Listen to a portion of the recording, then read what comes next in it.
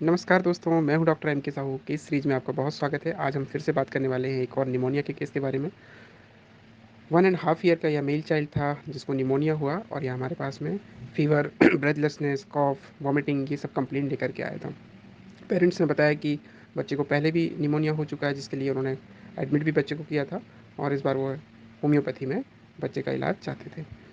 बच्चे की holistic case taking की गई, ऑब्जर्वेशनल स्टडी की गई और देखा गया बच्चे के पैरामीटर्स जो थे वो बहुत ही हाई थे। जैसे रेस्पिरेशन रेट 56 था, 102 से ऊपर फीवर था, ब्रेथलेसनेस थी एंड ऑडिबल रेस्पिरेटरी साउंड्स थे, वीजिंग्स थे, रोंकाई थे और बच्चा जो है बहुत डल हो रहा था, इरिटेबल हो रहा था।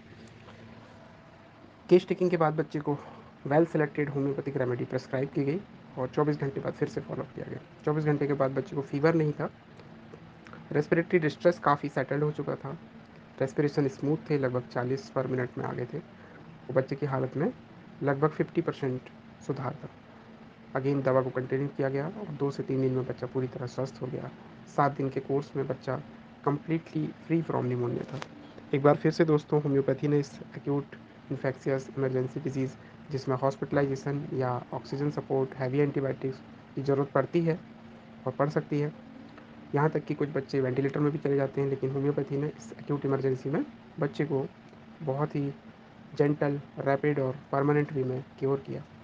जी हाँ दोस्तों, अगर होम्योपैथी सही तरीके से अप्लाई की जाए तो यह इमरजेंसी एक्यूट डिजीज़ में भी बेहद कारगर है।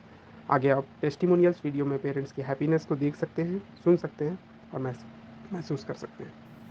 बताइए, क्या नाम है आपका? सर मेरा नाम मुकेश सोनी है। मेरे बेटे का नाम रुशांक सोनी है।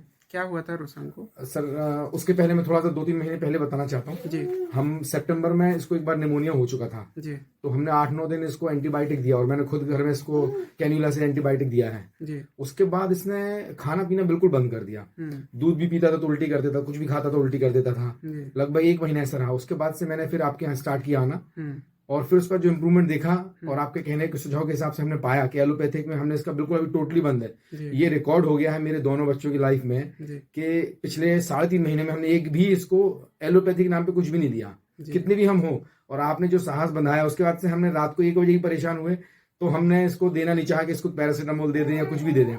अभी इसकी तबीयत काफी बिगड़ गई थी सर निमोनिया के टाइम पे।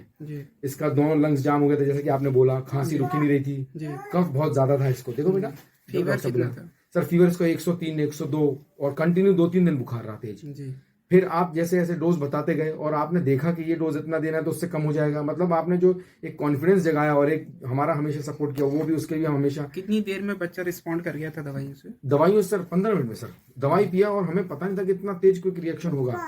ऑल्दो इसका इन्फेक्शन था तो वो चीजें बार बार आ रही थी, बट लेकिन दवाई के बाद जो क्विक रिस्पॉन्स मिलता था वो बहुत सराहनीय था सर। एनर्जी लेवल वगैरह कैसे रहा? फीवर आना कब से बंद हो गया था? सर इसको 3 दिन बाद बुखार आना बिल्कुल बंद हो गया था इसके साथ। 3 दिन बाद सर्दी में तो इसको 2 दिन में आराम लग गया था। खांसी रही है जैसे कि आपने बताया था कि रहेगी, वो धीरे धीरे जाएगी। 8 दिन में शायद इसकी खांसी पूरी चली गई थी सर और अभी बिल्कुल स्वस्थ है सर, बढ़िया। अच्छा कैसा रहा आपका अनुभव? कैसा सर अनुभव तो आपके साथ रहते हैं तो बहुत अच्छा ही रहता है सर, क्योंकि हम देख रहे हैं बच्चों में हमने महसूस किया। हम बड़े तो कुछ चीज बोल के बता देते हैं लेकिन बच्चे नहीं बता पाते जो चीज आपने सुन ली है और आपने उस हिसाब से क्योर किया उसको। आपका बहुत बहुत धन्यवाद सर।